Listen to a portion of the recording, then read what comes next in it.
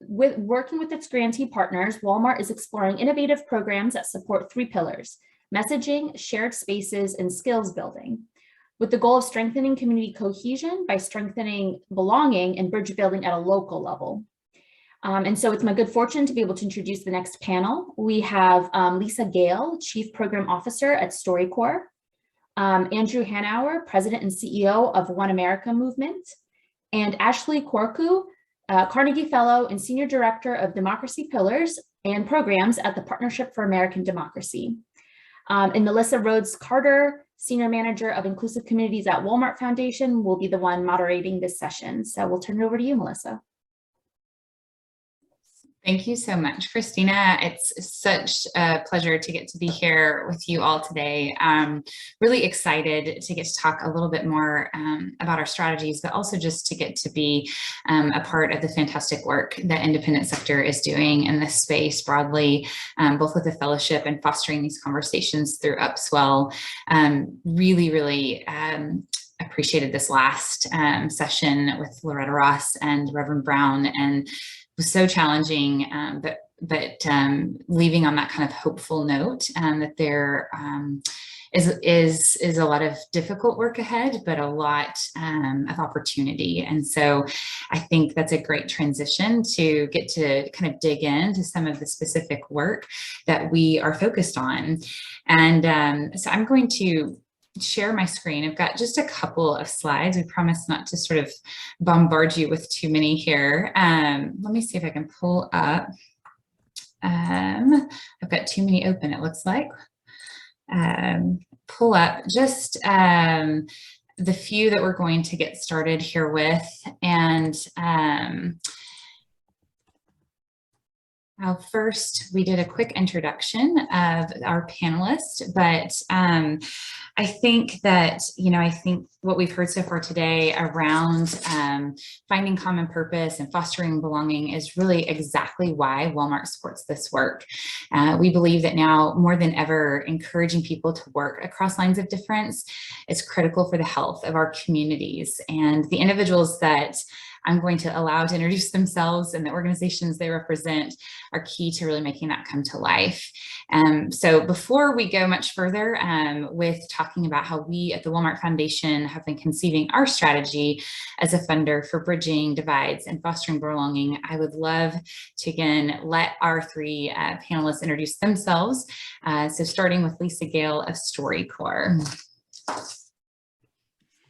Hello, everyone, and thank you so much, Melissa. My name is Lisa Gale. I am Chief Program Officer at StoryCorps, having responsibility for a project that you'll hear about in a few moments called One Small Step. Thank you. Delighted to be here. And let me back up. Sorry about that. Ashley, would you like to go next? Yes. I'm delighted also to be invited to speak here and to participate in this event. Thank you, Melissa, and to the Upswell team and independent sector team. I'm Ashley Quarcoo. I am the Senior Director for Democracy Programs and Pillars with the Partnership for American Democracy, and helping to lead one of the pillars that we work on there, which is our bridge building work. And Andrew.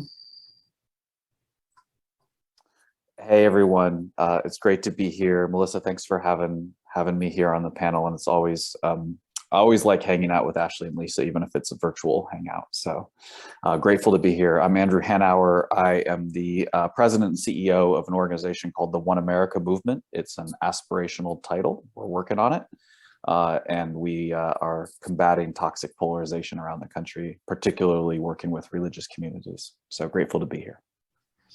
Thanks so much. So before really diving deep into some of the specifics of the strategy, I thought it might be helpful to just provide a high-level overview of how we really affect change at Walmart and the Walmart Foundation as a whole. So when it comes to transforming whole systems, we really believe that it's important to think about how both business and societal needs really work together.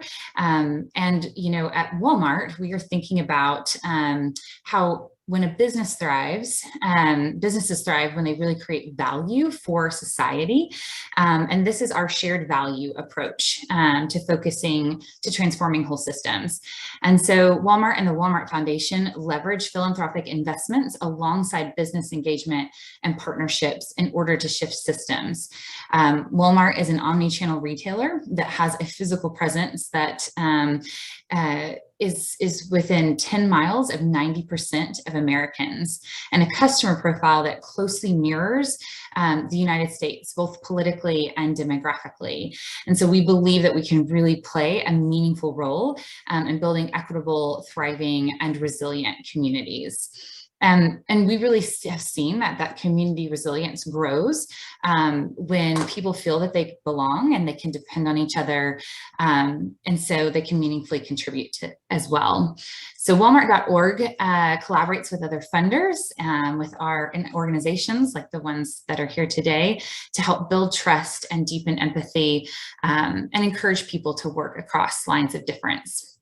So we know, no surprise, as we've been talking about, that polarization and disconnection and many other factors are continuing to pose a threat to community resilience. And so over the past couple of years at Walmart.org, we've really been trying to sharpen our focus on how we want to help increase connection. And we're doing that really through the practice of bridging to help kind of foster greater belonging in communities. So broadly speaking, our investments aim to foster community cohesion and resilience nationally through belonging and bridge building efforts formed locally. And we're anchoring that theory of change in the following 3 strategic pillars that we've already mentioned briefly: messaging, shared spaces, and skills building. So I'm just going to quickly touch on each of those, and then really excited to let these conversations shed light on the goals and specific interventions of those investments. So in terms of the philanthropic focus of our messaging pillar, the goal is to amplify messaging and messengers who are seeding narratives of cooperation and connection, depolarization, and shared destiny. This is in addition to an ongoing strategic objective of funding narratives that counter specific group-based discrimination. One of our guiding principles in this pillar is to pursue what is true. We're not seeking to promote a narrative that some may rightly refer to as toxic or some form of false positivity. We believe that there is a deep truth to the ways in which Americans, many of whom are on this call right now, are bridging divides and working together. And these stories are compelling and extraordinary. And additionally, at a place like Walmart, where the realities of our, interconnected global systems come to life in very large and small ways, we know that our future as neighbors and citizens is deeply intertwined. And we know that we must elevate the truth of our shared destiny while keeping our commitment to equity at the forefront. And while I'm at it, let me go ahead and advance to this, the slide here that's kind of providing this high-level overview of the framework.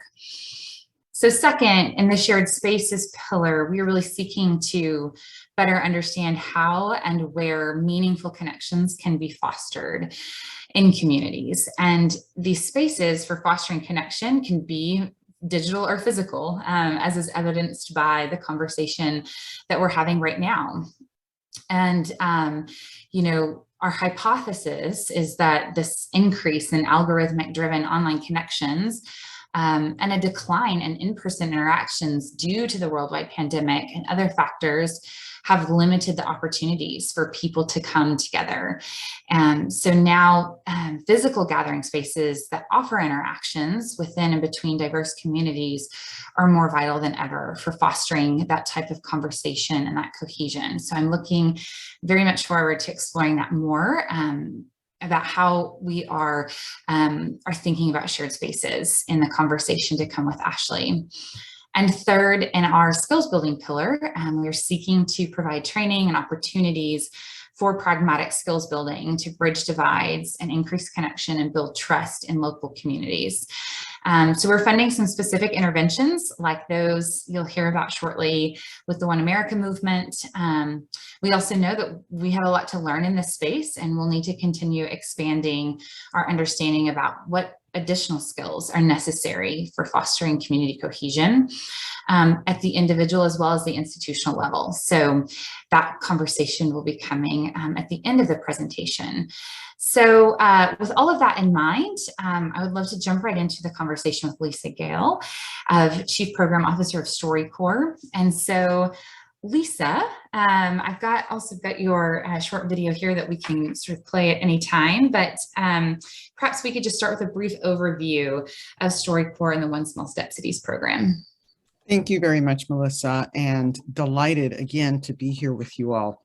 I want to step back for a second because StoryCorps is an entity that might be known to some or not known to some on the call, and just want to put it out there that for the past 19, almost 20 years, StoryCorps has been in the business of collecting the wisdom of humanity, inviting individuals to have what we refer to as the conversation of a lifetime with a loved one. At the same time, and these conversations are recorded for posterity. Note, don't start it yet. These conversations are to be recorded. They're archived at the Library of Congress. And so far, over 600,000 people have participated in this. It has been a wonderful undertaking that really just restores faith in our shared humanity.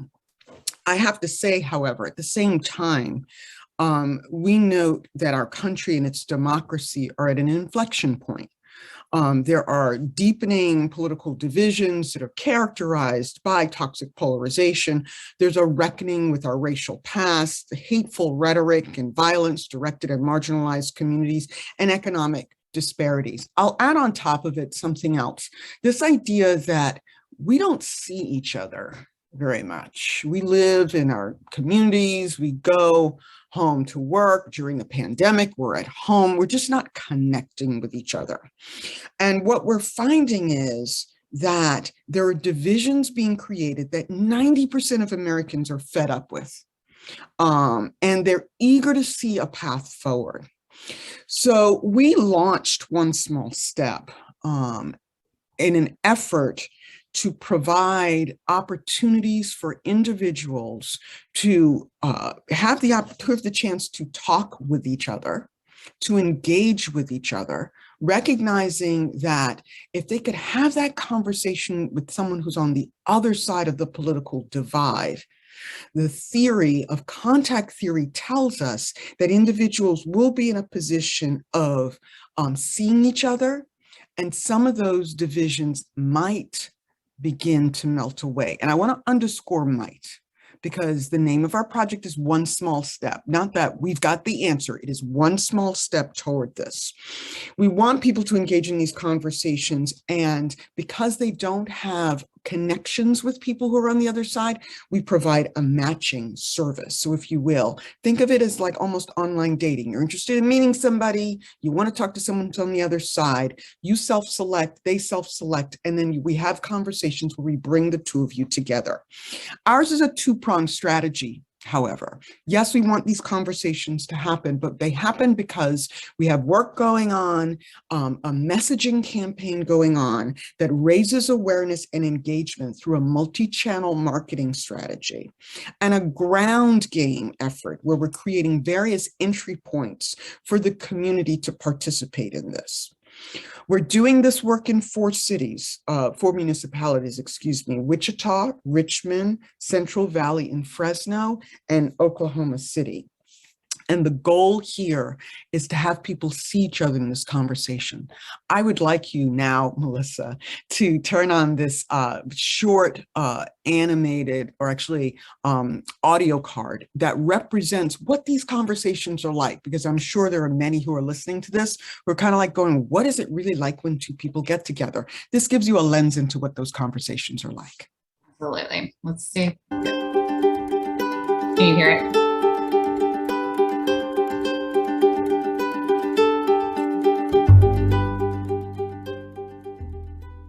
ask you this. When you read my bio, what did you think? And please be as honest as you feel comfortable, because nothing would bother me. So the first part, my mind kicked into stereotype. She's probably dyed-in-the-wool Democrat. End of story. Second part was intriguing because you said something along the lines of an open mind. I thought, well, this would be interesting. When I read your bio, I just thought you were a white man. I thought I was going to come in here and just I don't even know what it was. I don't even remember what it was. And that's what's so interesting to me is that I'm just like, Stereotype. that's exactly right. So I have to admit it, and I appreciate you receiving that and allowing me to admit my stereotype, because when you walked in the door and you stood up and introduced myself, I was like, oops. I don't feel threatened. I hope you don't feel threatened. Once we leave this conversation, I believe we'll have other conversations with others, may revisit, maybe your wife and my husband and 4 of us can get together and continue a conversation. But my point is that, what are we afraid of?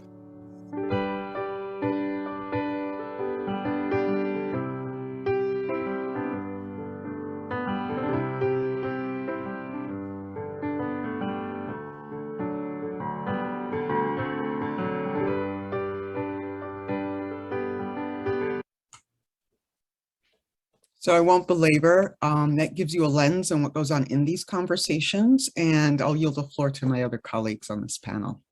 Thanks.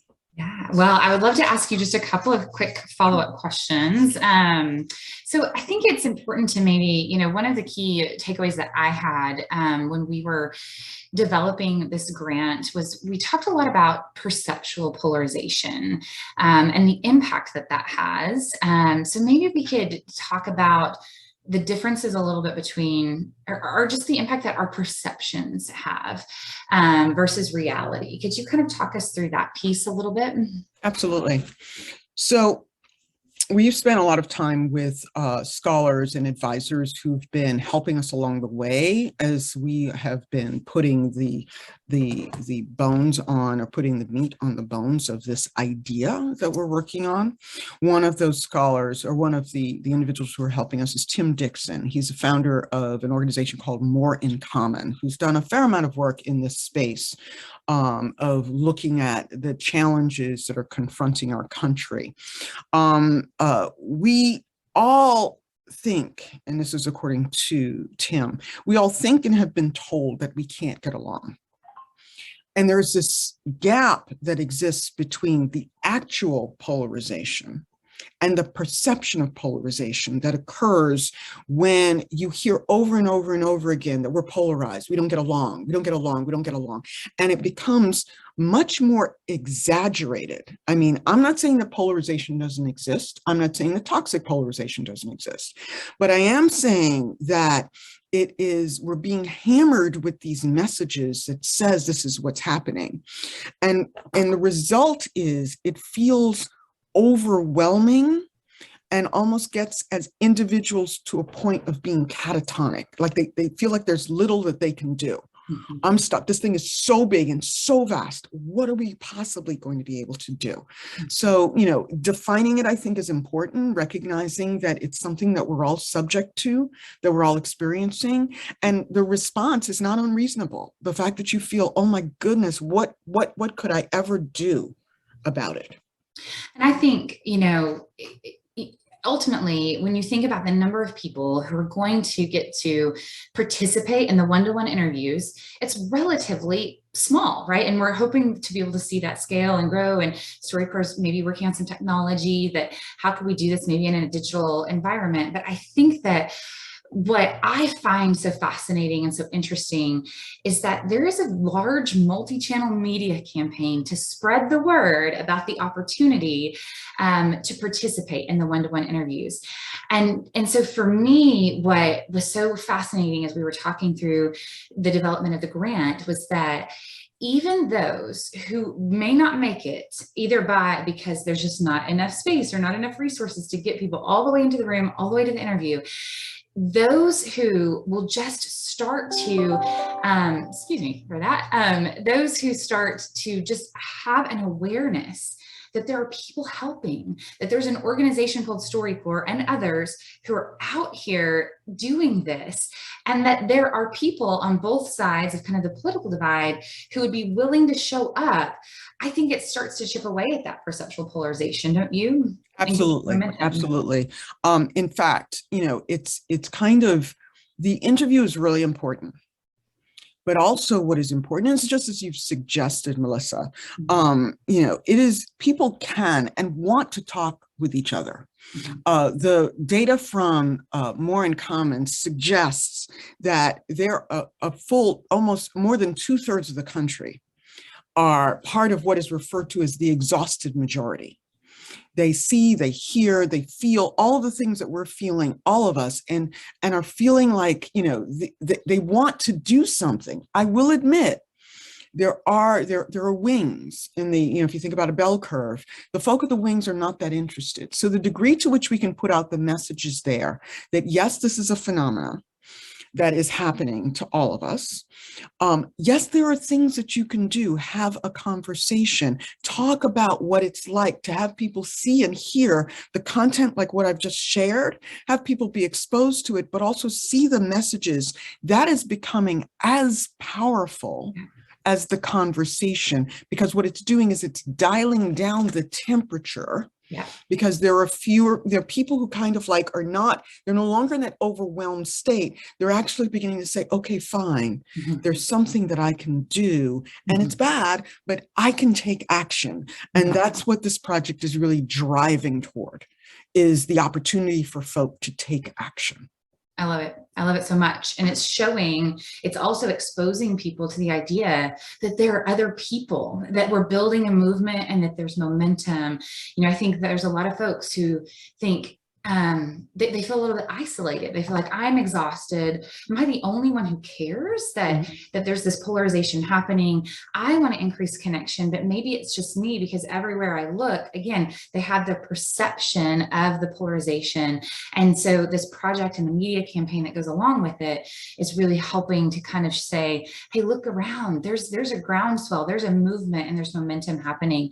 And so I think that's really important for anyone and everyone who's working in this space to think about that. Yes, you've got these interventions that you're working on, but letting people know and shining some light and amplifying what you're doing, it just helps to kind of really build the movement, which is important. So one quick, we've got a couple of questions coming in, and we're going to save a lot of the questions toward the end, but someone said here in the chat that they read an article that the greatest challenge is not the polarization, but the dehumanization of those who think differently. And I think Andy will probably talk a little bit, maybe that falls under his definition of toxic polarization. But another question came about, will the One Small Step program be expanded to any other communities?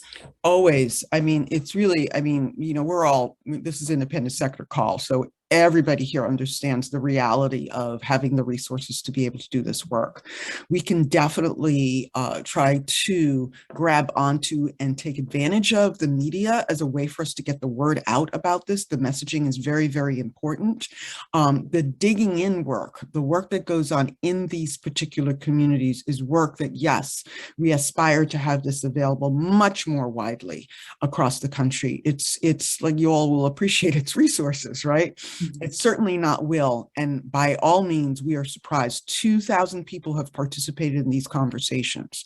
So there is demand out there. It's merely a question of being able to have the resources and not just have StoryCorps do it, figure out ways in which we can be working in partnership with communities to have them be in a place where they acquire and understand the methodologies and then be able to bring it into their communities. So that's also what's happening. But yes, we definitely want this everywhere. And, we've been fortunate. Dave Isay, I don't know if you all have seen, has spoken about this project on 60 Minutes. We've been really, trying to be very aggressive in terms of getting the word out about this, not just with the goal of raising the resources, but just with the idea of trying to kind of like really mitigate the perceptual polarization that exists out there.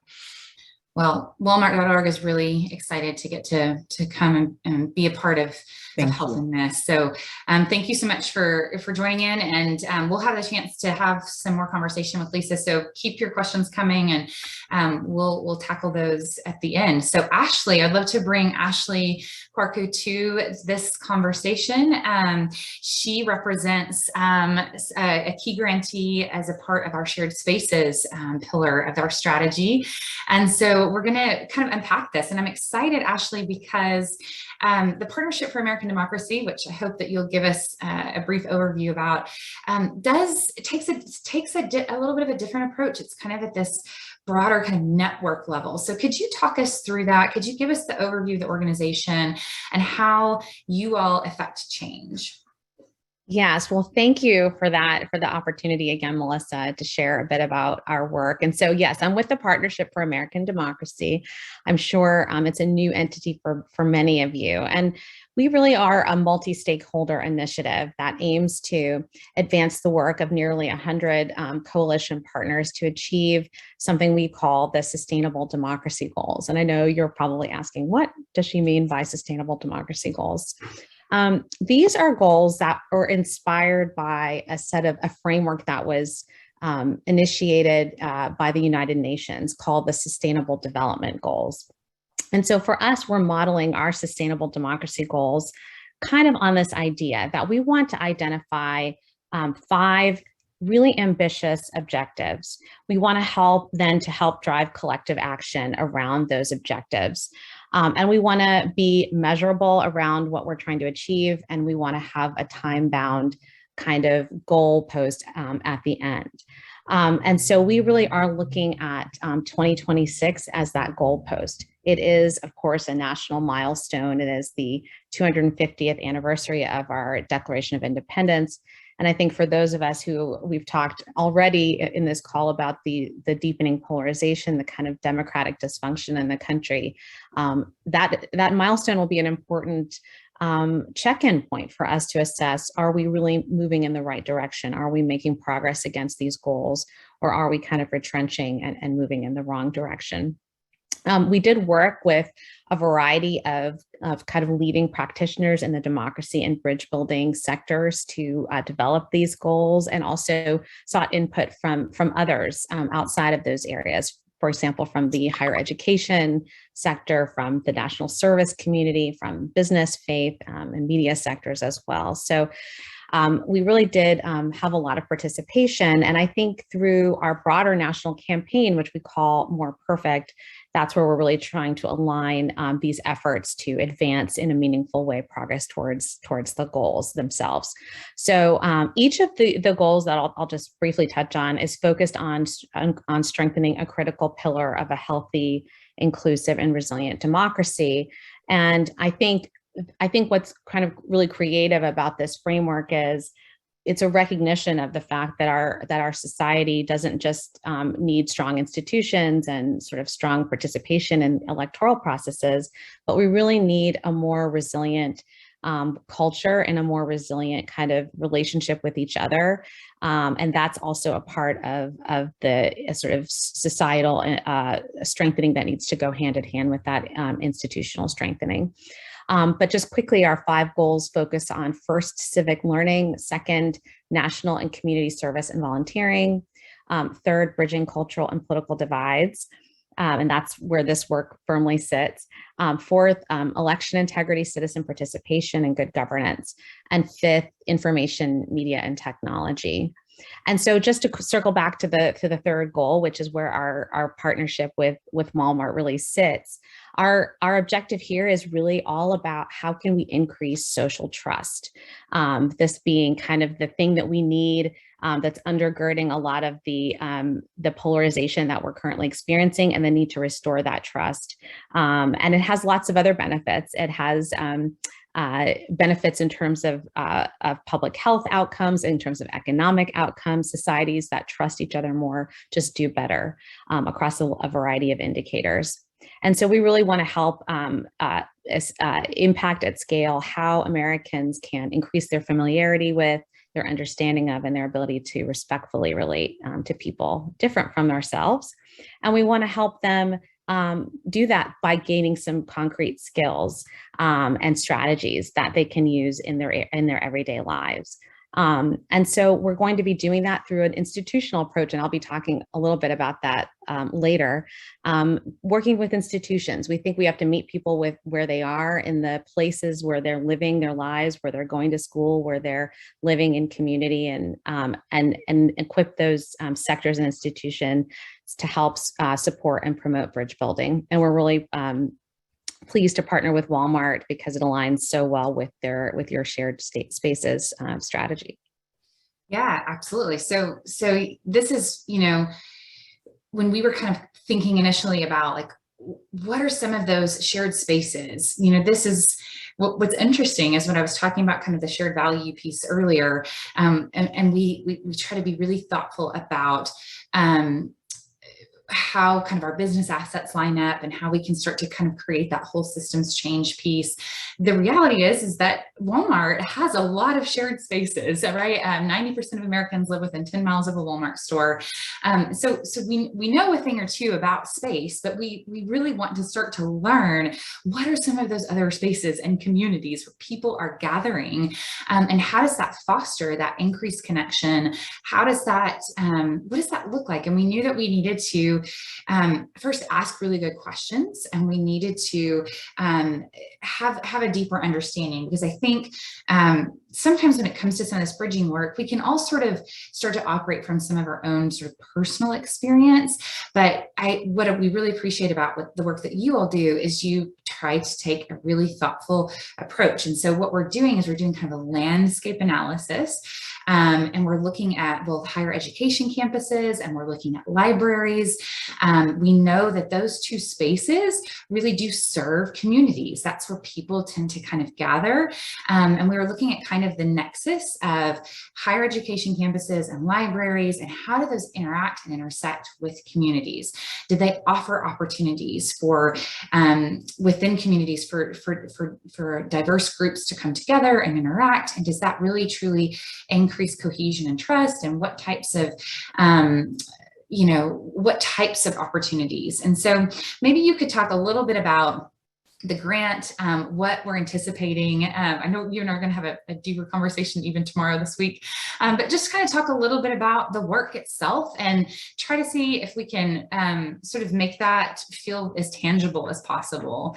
For those of us, myself included, who are like, how do we make that kind of national network piece get grounded and get tangible? Yeah, so I'll do what Lisa did for a second and take a step back, because Sure. I think it's important to understand, even just to articulate why this is kind of a critical part of the strategy. So there's this fabulous book that I'll recommend to you all called Palaces for the People. It's by Eric Klinenberg. And in this book, Klinenberg talks about the importance of social infrastructure, the kind of the physical spaces or the gathering spaces in communities that create opportunities for us to casually interact with strangers, with friends, with neighbors.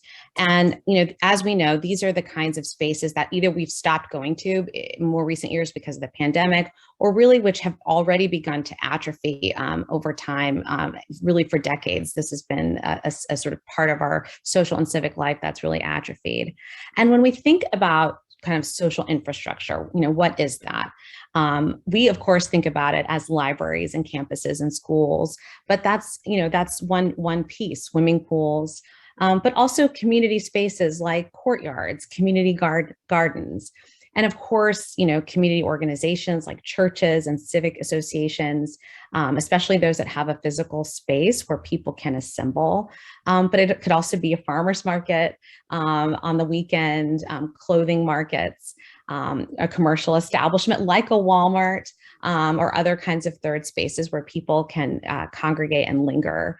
And so these are important parts of of knitting communities together.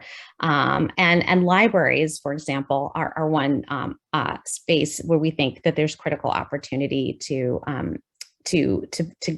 lift them up and their role in this way. Libraries, I live very close to multiple libraries, but our local library is where you can drop off your mail-in ballot for today's primary in the Washington, D.C. area. It's where You can drop off your COVID test or pick up free COVID tests. It's where I often go to get books for my 7-year-old twin sons. It's playing this multi-functional role for a lot of different people in our community who meet different kinds of needs by coming to that library. Gets tremendous amount of traffic in that way.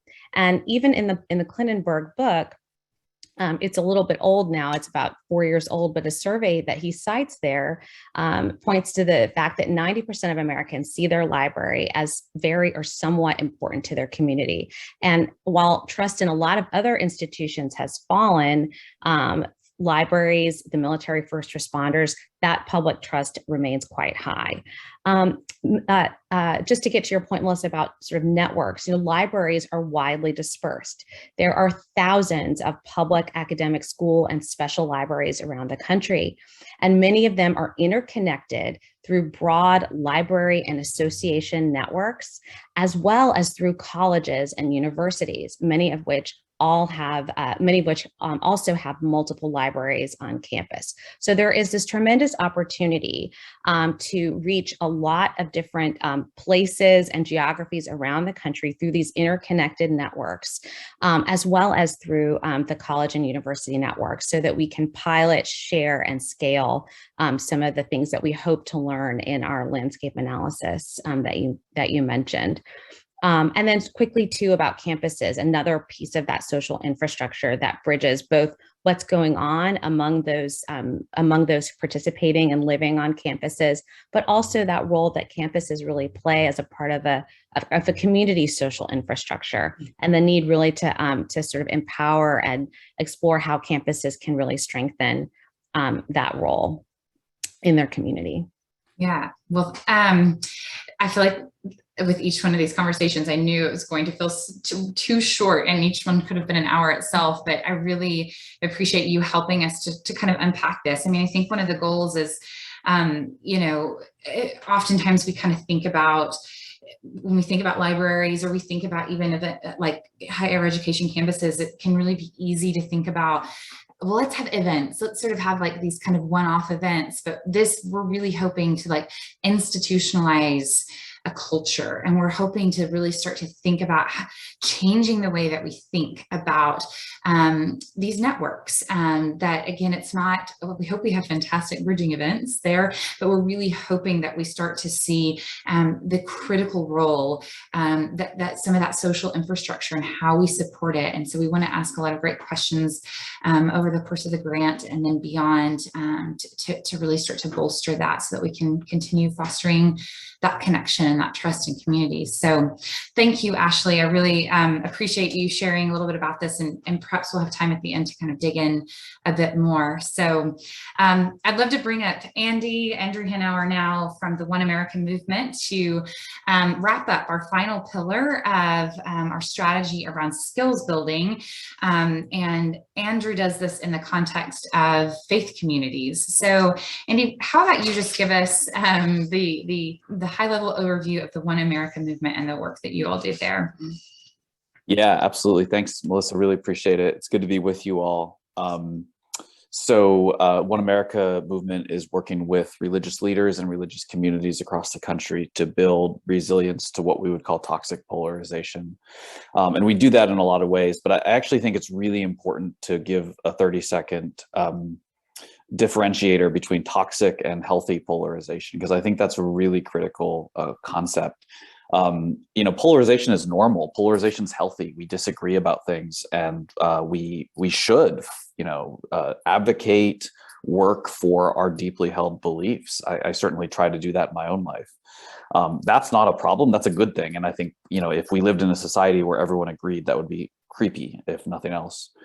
What makes polarization toxic is when it stops being about actually a difference of ideas that we can negotiate in the public sphere, and it becomes this kind of identity battle where it's your team versus mine, and there's only one winner, and the stakes get higher and higher. And I think about it a lot as the difference between anger and contempt. When you're angry, it's because you haven't given up on someone, you care about them, and you want to see them be better. Contempt is when you have just nothing left to expect or see from another person, and you've given up on them completely. And to think about how that then impacts our culture, one of the things that we can know is that in a society that has healthy polarization, the incentive structures are built to persuade other people to your point of view, right? You believe in your cause and you want other people to join you. And in a toxically polarized society, you are mostly performing for your own side, and you've given up actually trying to persuade anyone. So our organization is working to help religious leaders, religious communities both come together across divides, and to help leaders navigate the fun of our toxic polarization. That was so helpful. I really appreciated you kind of unpacking all of that. And I think kind of linking it back to the main stage session, it feels like contempt, there is no hope, right?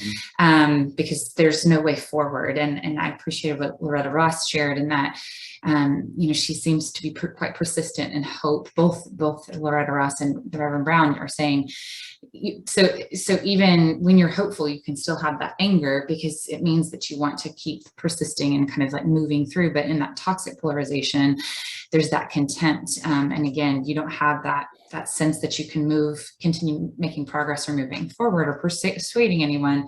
Again, you're just kind of persuading, or you're just performing for your own side there. So a lot of, I think, important key insights to that. So I wanted to kind of ask 3 questions around skills building, because you're doing a lot of work both within specific faith communities and then across that kind of interfaith type work. What skills do you believe faith communities have to offer broader society when it comes to bridging and fighting toxic polarization? Yeah, so I mean, I think part of one of the challenges we're facing in the religious community is that we're starting to mirror the societal polarization, right? So you're getting churches breaking apart, and people joining churches where their political views will be more in line with everyone else, and that's a really bad trend. One of the things that I do think religious communities have to offer is that in a lot of cases, religious communities are family, just like some of our families are divided politically, right? But we are committed to a higher set of values that transcends our political views. And whether we like it or not, we're stuck with each other. And so there's something about that I think our country as a whole really needs to grapple with. We do have a shared future, whether we like it or not. There are not a lot of good alternatives to that.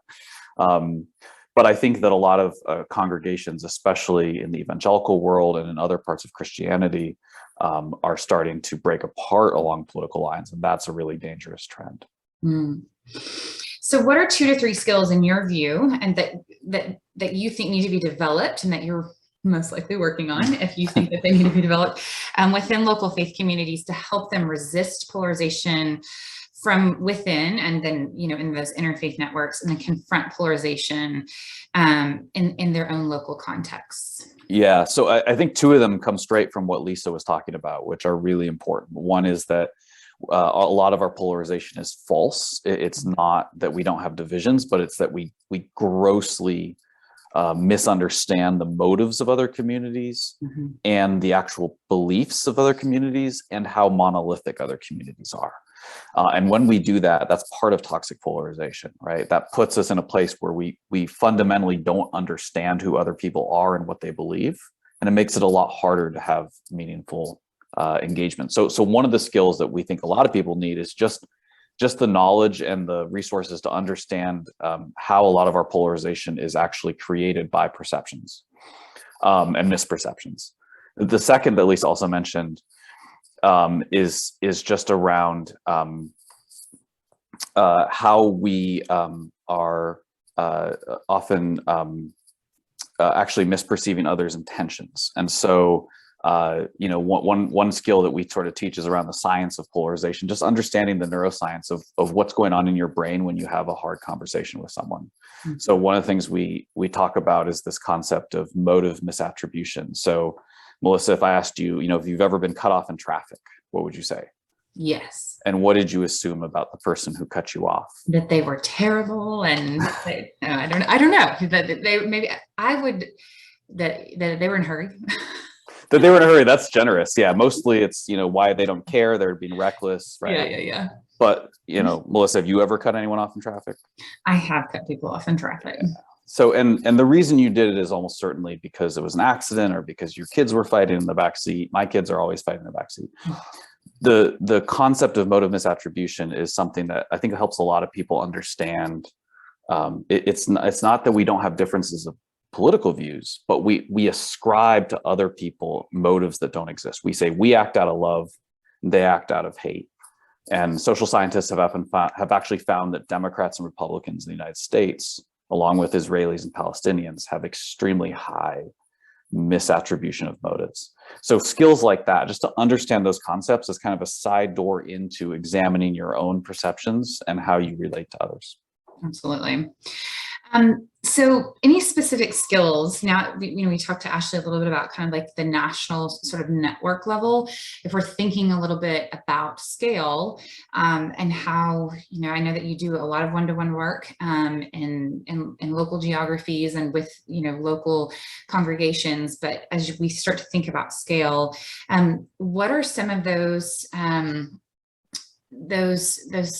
trends that you see that we should really be like prioritizing with local with national faith leaders, that we hope maybe they could then be influencing their congregations, and congregations perhaps influencing communities?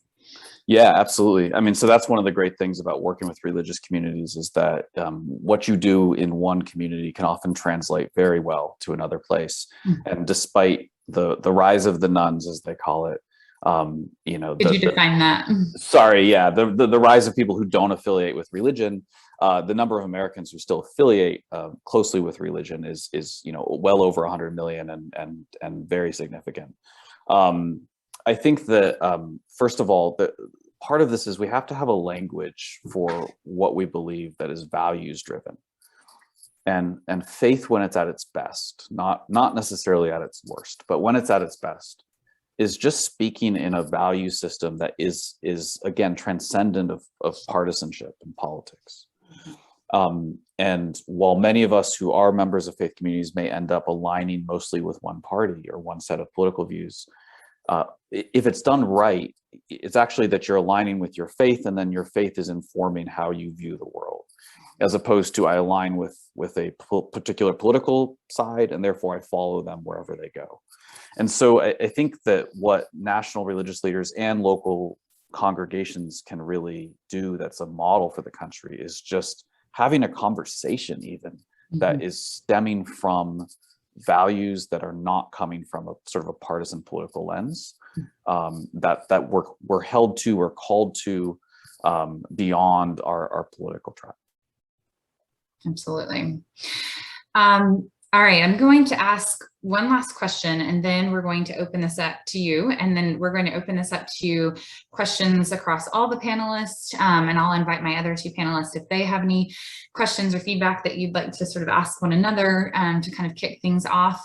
But is there one skill that you, Andy, would recommend we all become more proficient in to foster more cohesive communities? Yeah, I think it's how to have a hard conversation, because I think at the end of the day, it's about you're most likely to have a bigger influence with your uncle or your nephew. It's always the uncle, isn't it? Right. In these Thanksgiving conversations. So how do you have a hard conversation? And just as a very quick example, like how do you lower the defenses of the other person?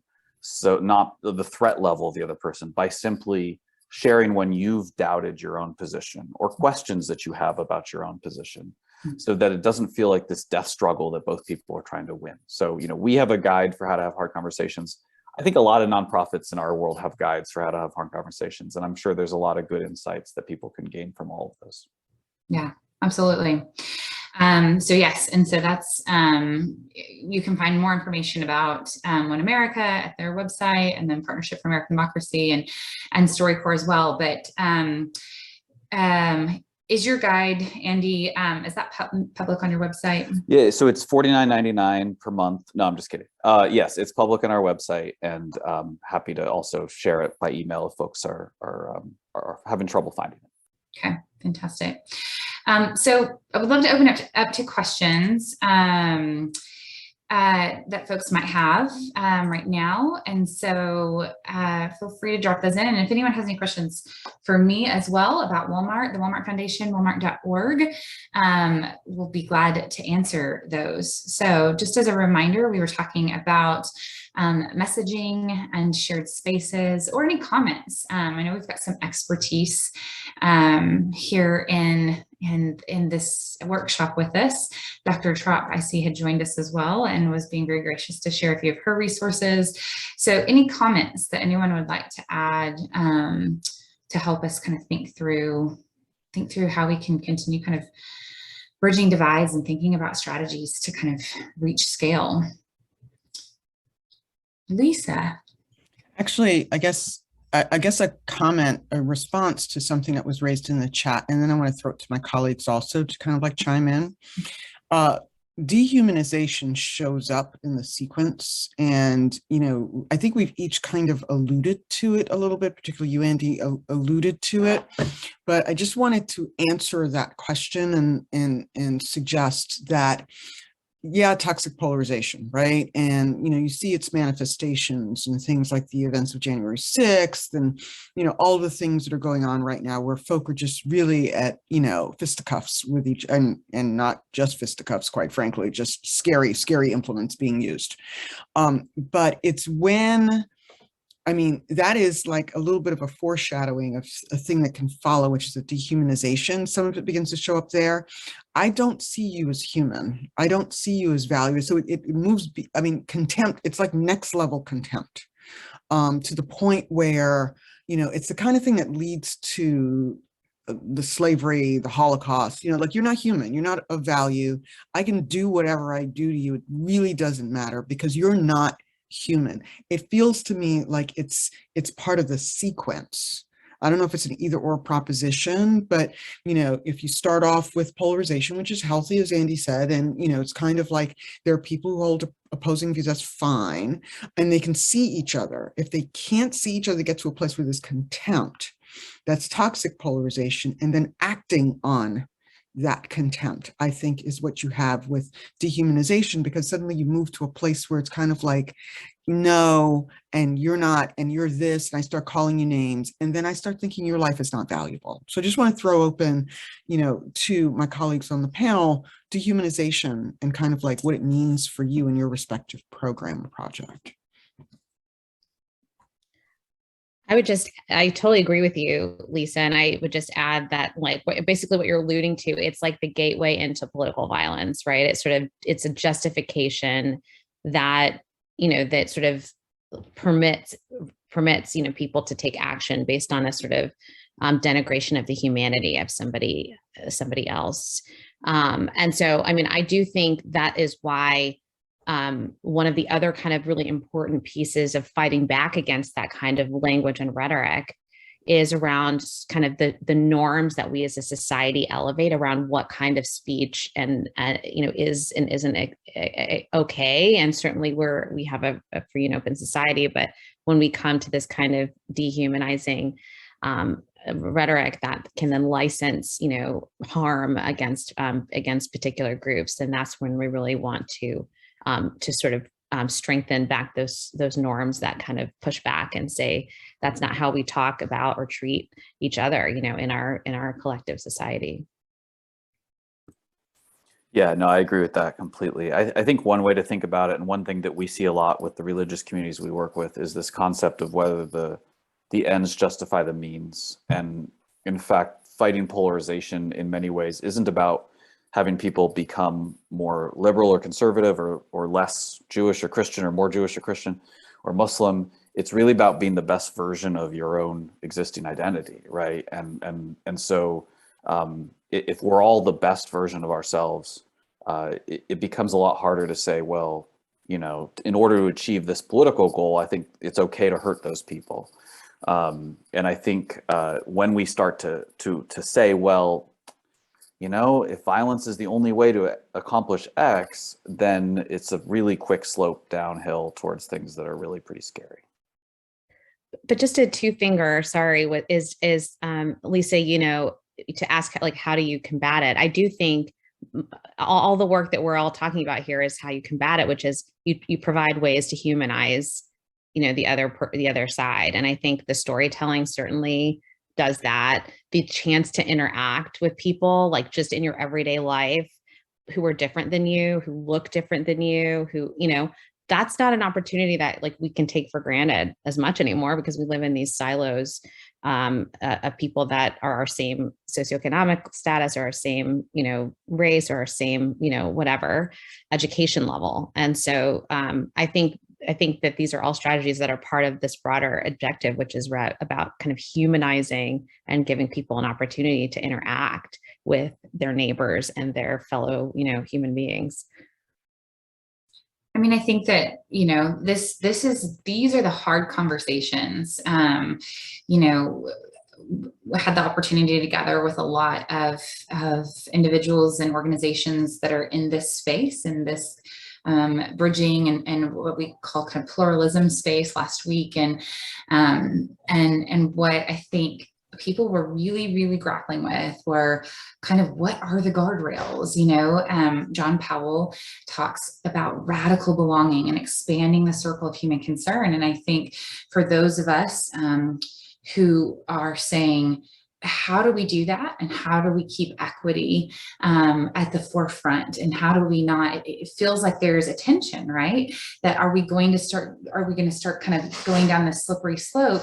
Because are we going to start bridging with groups or ideas that may not uphold those values of equity as highly as we do? And how do we kind of put in some guardrails around that? And I don't know if anybody on the panel has the answer to that question, but I think it's the challenge here, because what we do know, what I think John Powell says, is that when we're not bridging and we don't have trust and we're not figuring out ways to be in community with one another, that it hardens systems of oppression.